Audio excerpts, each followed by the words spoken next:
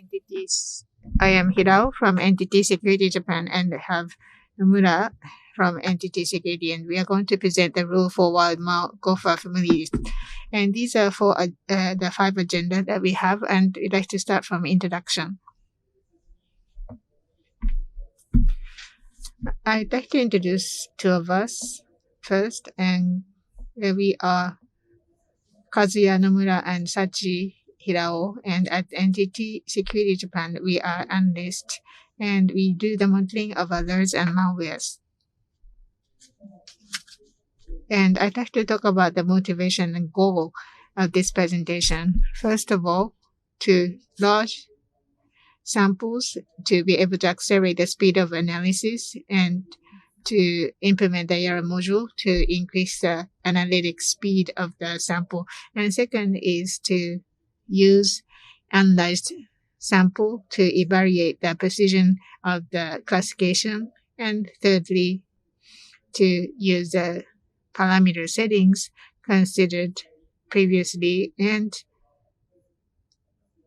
classify wild or unanalyzed sample. So that will be able to think about the application of the latest Golang malware. Now I will explain the background of this presentation, Golang malware. And this is a malware written by Golang. And in this presentation, I will introduce the Golang malware, which is classified. And we'd like to talk about the ways to classify. And the Go language, which has emerged relatively recently, has characteristics that make it difficult to analyze the built binary due to unique structure, regardless of the platform, whether it's Windows or Linux.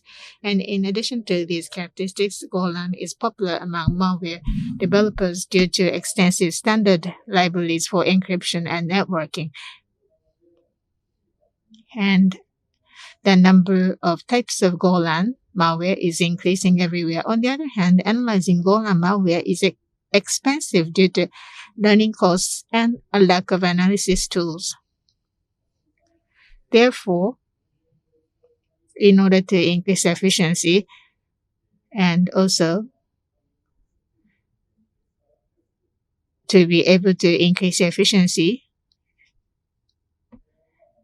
due to the specific functions, and also Golang malware analysis has different frameworks, and the majority of framework is actively developed, and the framework is one of the reasons why the Golang malware is increasing. On the other hand, for analyzers, a particular Golang malware, what sort of framework is used, it is identified, so the analysis of malware becomes easier.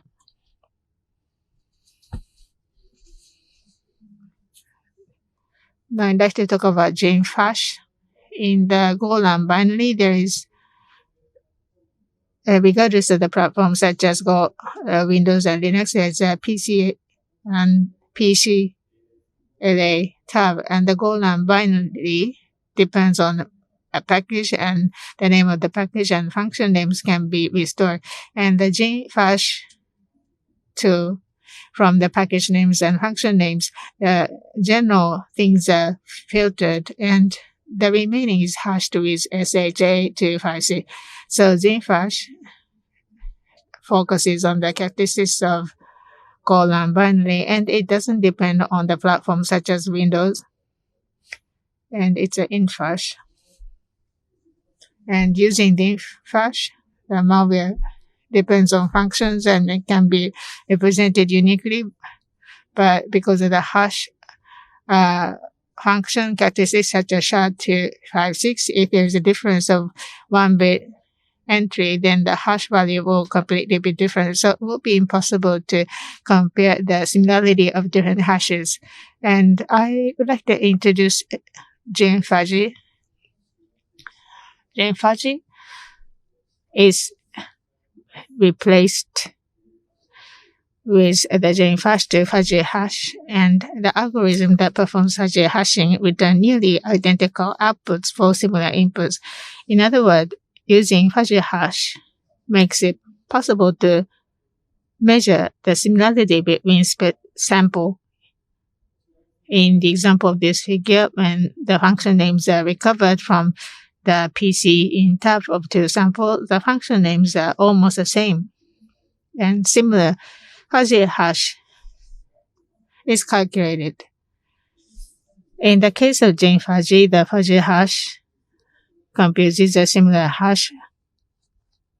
On the other hand, in case of Jane hash that I described earlier, hash algorithms such as SHA-256, by their nature, compute completely different hashes, so similarity comparison is not possible. And a similar presentation prescribed in this talk is what is Mal-Gopher implementation and evaluation of Jane fuzzy for Go-based malware classification in Code Blue 2022. Last year. The difference is that in this presentation, the logic of Jane fuzzy is implemented as a YARA module to facilitate its application to large sample sets. In this presentation, the logic of Jane fuzzy is implemented as YARA module to facilitate its application to large sample sets. And in Code Blue, already analyzed samples were classified by JFlash and compared with JFuzzy to vary the accuracy of JFuzzy. In this presentation, we vary the accuracy of JFuzzy by applying it to unanalyzed samples submitted to BIOS total. And Nomura will talk about the YARA module, which enables the classification of Jane fuzzy. I am Nomura. I am the next speaker. I will briefly talk about YARA. YARA is a toolkit provided by VT that primarily targets malware classification. By writing classification rules, users can perform malware classification at high speed. There are various modules for different file structures. But on the other hand, none of their target goal and binaries of fuzzy hashing, which is the target of this article, exists. Therefore, as we introduced, in order to classify with Jane fuzzy, the YARA module is newly created. Hi. And more specifically, these are the two that we had implemented. One is the Go module. So after analyzing P binaries made by Golang and extracting a part of function name, we have function to calculate Jim fuzzy and sort strings of extracted function names. And the second is the fuzzy module. This module has the function of calculate the fuzzy hash from argument string and functions that can compute the similarity scores from 0 to 100. So these two modules, by combining them, the fuzzy hashing similarity-based samples, classifications, and the search will be enabled. And here is the example of the YARA rules by modules. So here, the most important part is at the bottom in the bracket, the second from the bottom.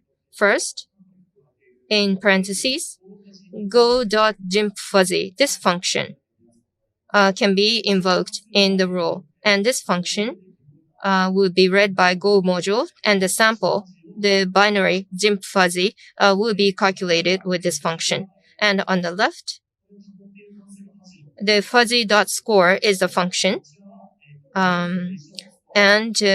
From 0 to 100, it's the function to calculate the similarities of the strings. And by combining these two functions,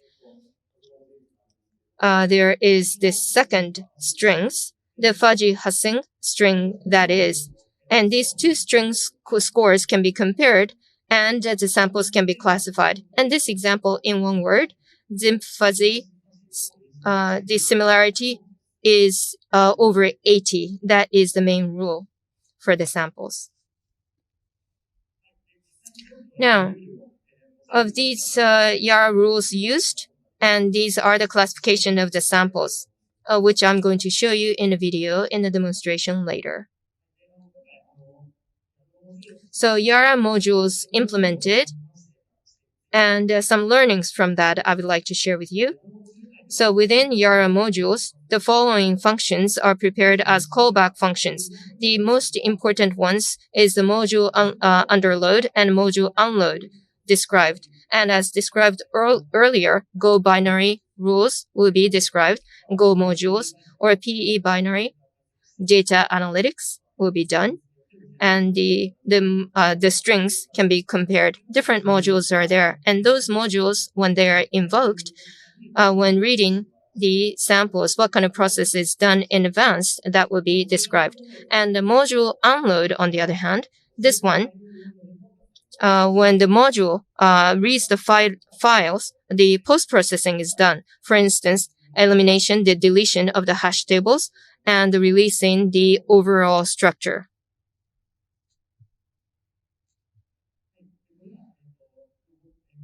So in addition, with Yara, all kinds of error definition is done. So in each functions, when there are exceptions, appropriate completion and failure should be returned. And Yara's source code, error.hl is the file, and different states are prepared. For instance, when the processing is completed, the error success will be returned.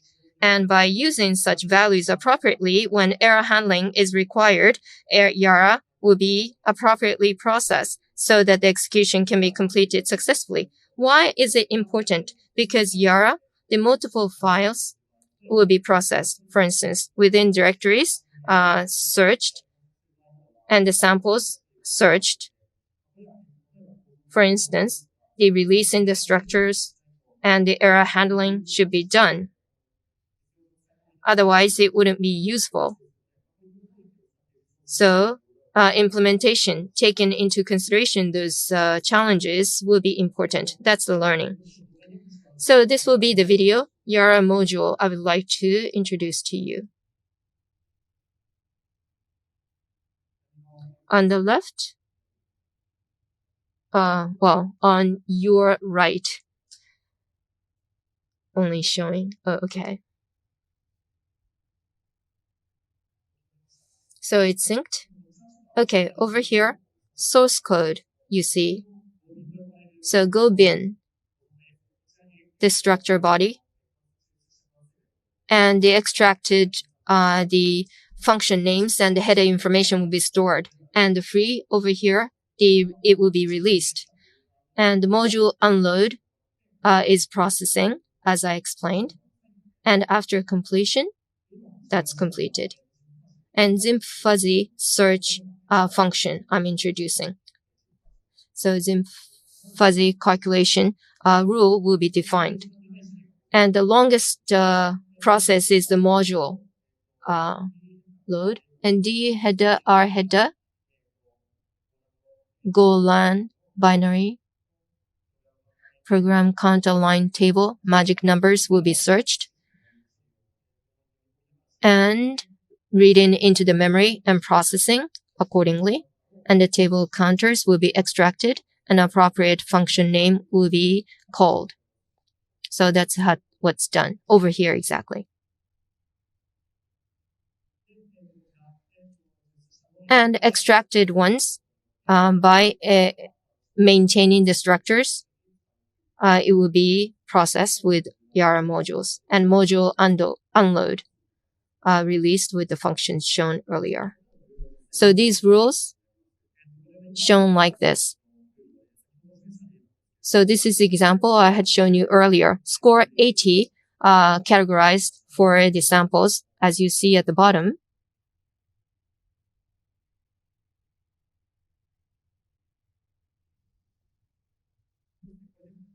So for instance, with this rule, score 8 and over samples should be extracted, and that's done as such. So with this, how much samples are extracted, it's hard to tell. So how many samples? 8. According to this rule, it was extracted. And the scores will be lowered. Similarity score will be lowered. And if so, 27 samples. More samples. By lowering the threshold of similarities, you'll be able to search more samples.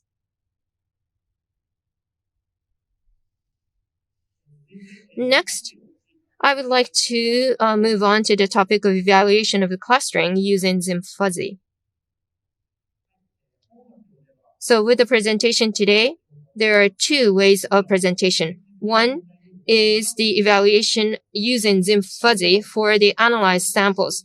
Malware identified and the family already identified, and we'll classify them and the accuracy will be evaluated. With this section, we'll evaluate for the ones that's already analyzed. But for this section, that includes what we had presented at Code Blue and Zim-Fuzzy classification adequacy, and that will be important. And I would like to repeat that because because of its importance. So Zim-Fuzzy similarity-based clustering, I would like to explain. So first, the target of clustering. All the samples Zim-Fuzzy will be calculated, and then with the combination of all samples, the scores of the similarities will be calculated, and we'll connect to the edge for the similarities over the threshold, and we'll consider them the cluster after connected. And as you see over here, the similarities scores are calculated for all samples, and over 70 as threshold, it's connected. And on the right, you see the diagram, which I'm going to show you again with the demonstration. But the wild samples, it's applied, and this is the graph. It's just the image of that.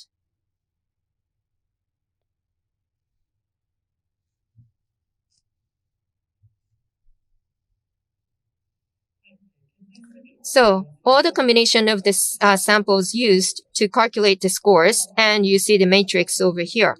And this graph and the chart are all calculated score images.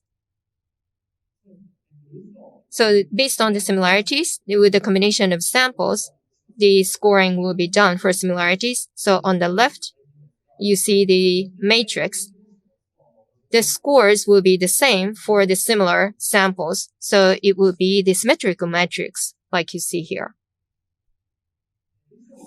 And considering the similarity scoring, you do this clusterings, you will be able to change the size of the clusters depending on the scores. When the threshold is small, the cluster will be big and small numbers. And if the threshold is big, there are many small clusters. And as you see in the chart, the family classifications can be done with the clustering. But if the low threshold, then many samples can be connected with the clusters. However, if the clustering, the cluster is too small, clustering doesn't mean anything. There are too many small clusters, and connection of the clusters, the samples doesn't make any sense. So the clustering, there is a keyword integrity and homogeneity. And I am not going to talk about the specific meanings of the formula, but this is how this is calculated. What it did is, in order to evaluate the trade-off of the two, there is a V measure, which is a measurement of the trade-off of clustering, and so the homogeneity score H, the higher the percentage of single correct answer group in a cluster, and completeness score is the more a group of correct answers falls into a single cluster, the higher the completeness score. And by having the harmony mean, we'll be able to measure the accuracy. And next I will talk about the samples using the evaluation. And first of all, we need to discuss the samples used in the evaluation, and we cannot evaluate without deciding what the purpose and the correct answers are in the first place. For example, the detailed variants of malware families, the differences between malware families, and general functionality of the malware. We used out of malware allied list, and this listed the result of Palo Alto analysis classification of malware families by Yara and list of the SHA-256.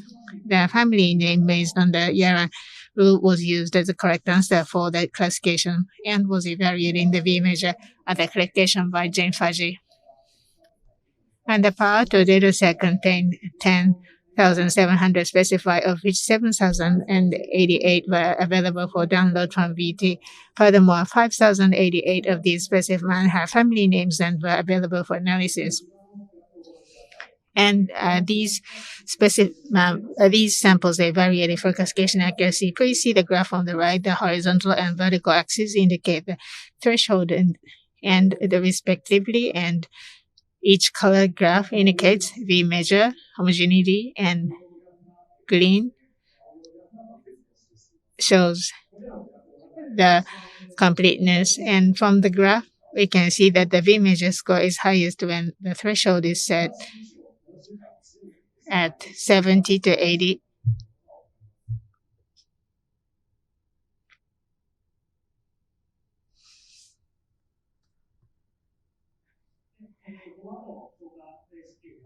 And in the variation experiment, if the threshold is set from 70 to 80, I'd like to show you the actual case.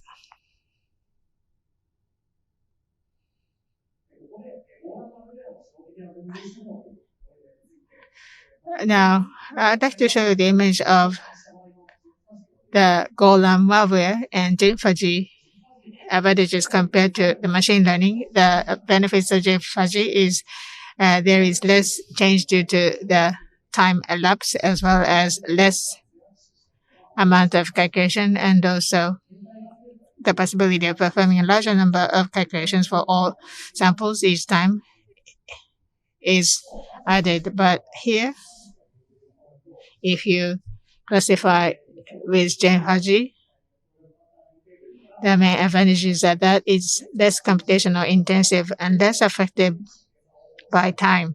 And in case of machine learning, the feature values are constantly changing, so the model becomes obsolete if it is not retrained in a certain period of time. Each time the number of samples increases, there's a need to relearn the model, because otherwise the magic number will change. But it is less frequent to relearn compared to machine learning. Now, Hirao will talk about the unanalyzed Golang binary application. And now I'd like to talk about unanalyzed Golang binary application.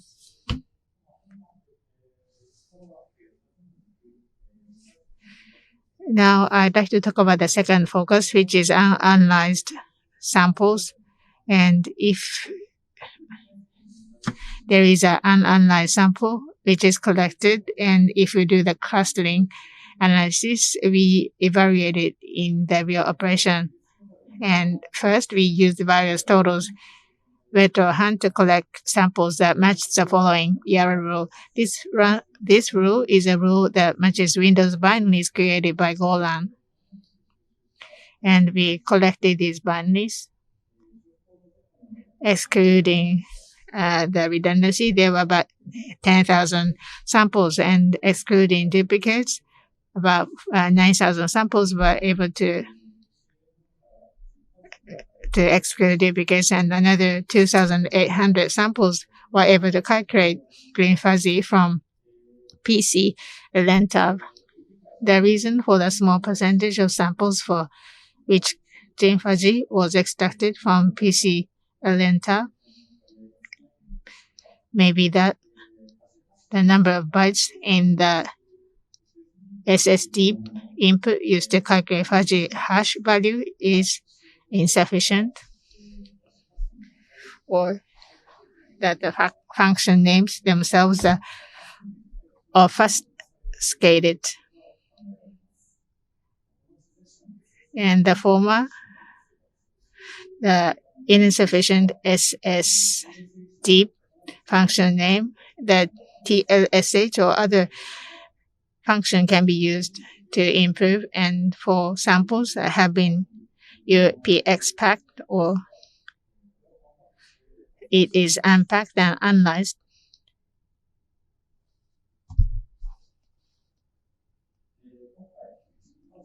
This time, out of the samples that we obtained gene fuzzy value to the accuracy variation of the samples that had already been analyzed out of the samples. As a result, 1,093 clusters were created out of 2,867 samples. The figures show the number of samples on the vertical axis and the date of the submission on the horizontal axis. Is each cluster represented by different colors?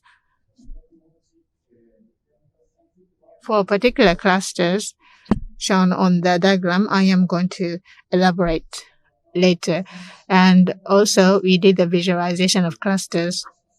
By visualizing clusters, intuitively, we can understand the relationship between clusters. And this is implemented by Python module. And the red node shows the samples with high maliciousness. Now, I'd like to show you how the clusters are visualized. And I'd like to show you a demo.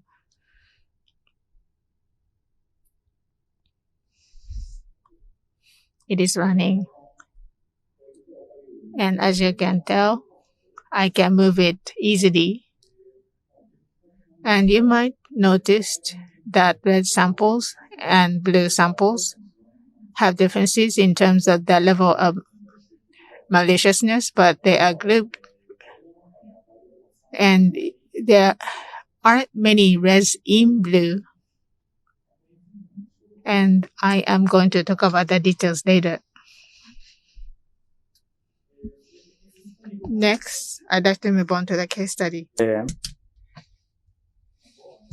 So one of the characteristics of the Golang is that the package, you can use the GitHub repository.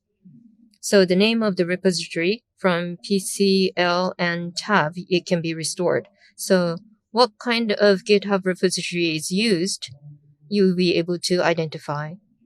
And with the validation this time, what kind of GitHub repository is used by the malware. So on the virus total, the malignant determination over 10, we had focused on those samples, and including the repository considered as private, we were able to restore over 700 repository names. And those restores repository names includes the packages of the random user agent generation user agent and the process invoking packages and the malware generation frameworks as shown earlier. Those are included, and the pen test tool, multi-hop proxy, and the post-exploitation frameworks were also identified. So GitHub repository used by malware, top 20 is shown in this graph. So most popular package, error handling package, that is. And this package itself, the legitimate non-malicious binary will be used in it.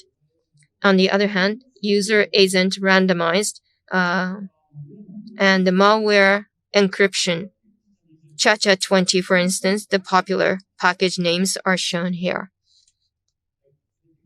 So the case study 2 now. Here, gene fuzzy value changes over time in some cases.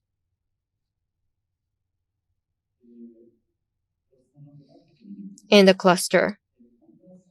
So in this cluster, gene fuzzy values, there are only 2, and only difference is just one letter. And I made this graph of samples submitted based on the submission date of each sample, and you see the increase of gene fuzzy samples starting with V3M from early October, and the type of samples with clusters started to change.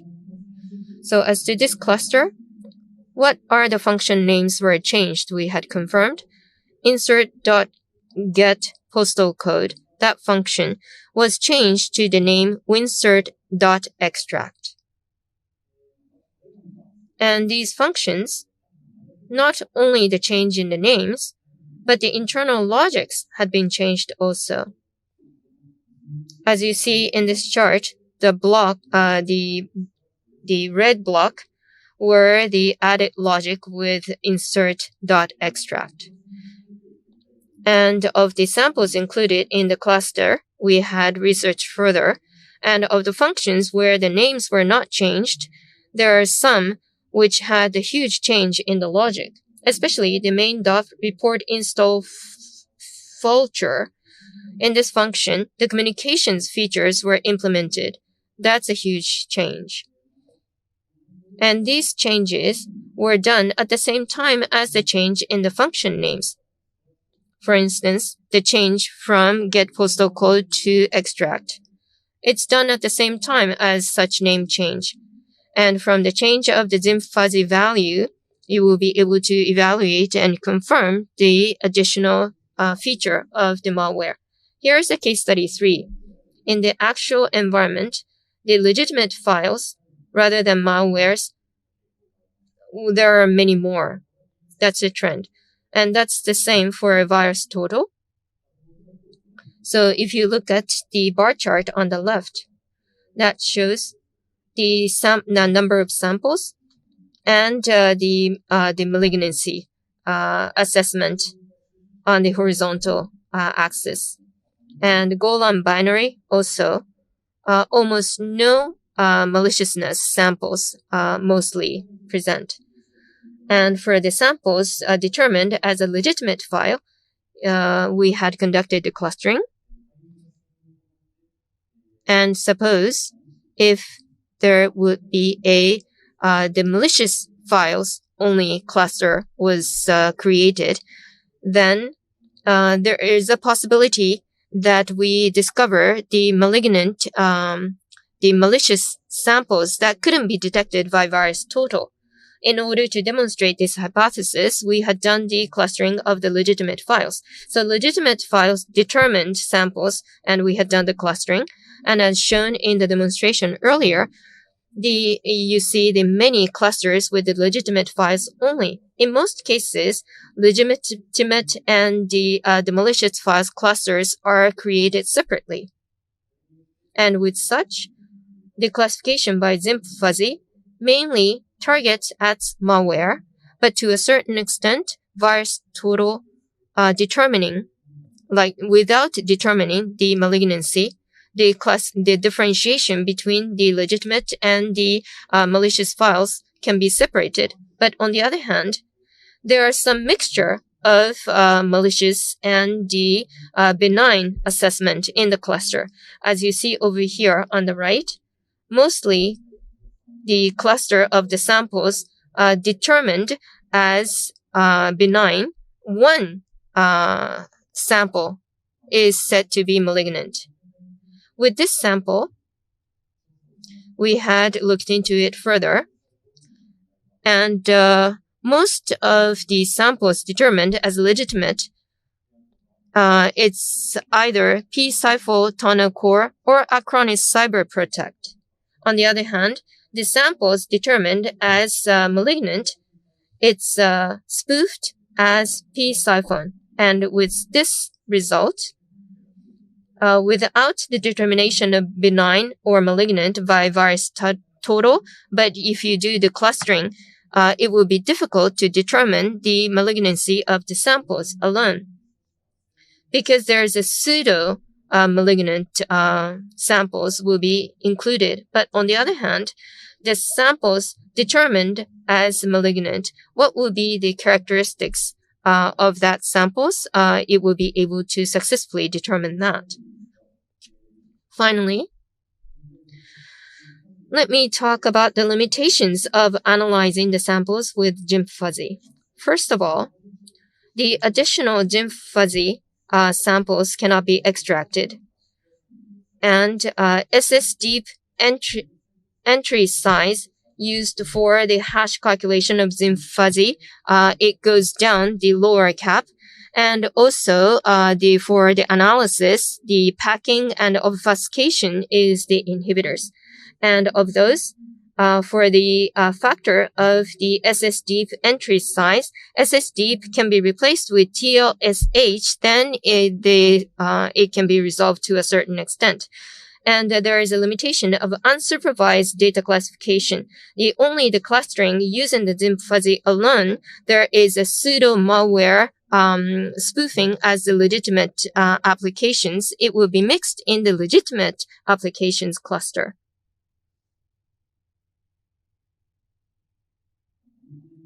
So because of that, the complete assessment of malignancy and benign is difficult. So we need to rely on the external assessment. And finally, the conclusion of the presentation today.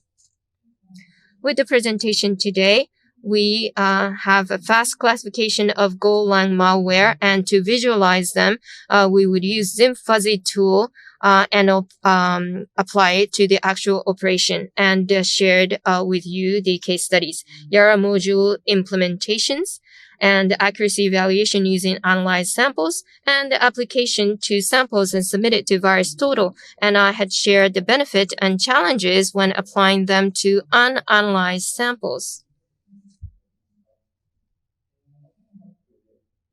And Yara modules and visualization scripts for clusters, those will be released soon. So please check the KDD, the NTT data website. And that's all for my presentation. Thank you.